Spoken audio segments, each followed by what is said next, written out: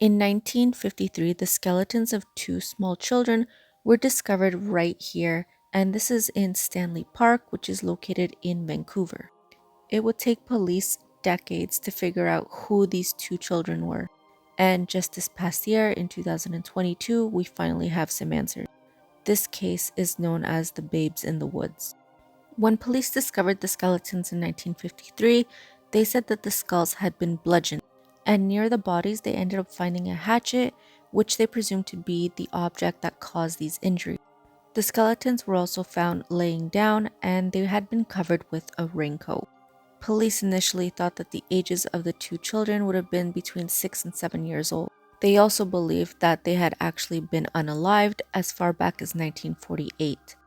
So back then, they didn't have the technology we have now, and it took up until 2021 for police to finally use DNA testing to figure out the identity.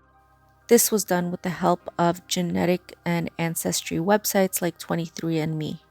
They were able to connect the DNA to a woman named Allie Brady, and surprisingly, she was the granddaughter of the sister of the two boys that were actually discovered. And yes, the two skeletons were identified as being males.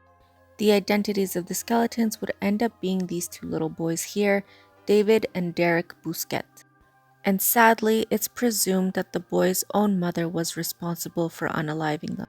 This is based off of the interview that Allie Brady gave. Family stories had been passed down about how the boy's mother was said to have been extremely poor. She had 3 children, the 2 little boys here and a younger daughter who would be Allie's grandmother Diane. And all 3 children were said to have different fathers. The boy's mother was also of Métis heritage, so she faced quite a lot of discrimination and difficulties. At one point, it was said that the boys were also removed from her custody and placed with CPS. However, this can't be fully confirmed because there's no paperwork proving this. It's presumed that the mother unalived the 2 boys due to the financial hardship that she was facing, having to take care of 3 children on her own. However, this can't be fully confirmed.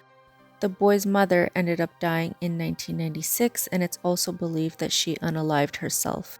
But because so many decades had gone by, police said it was no longer about pressing charges on someone. The point of the investigation at this point was to simply put a name to the 2 skeletons and finally identify these 2 children.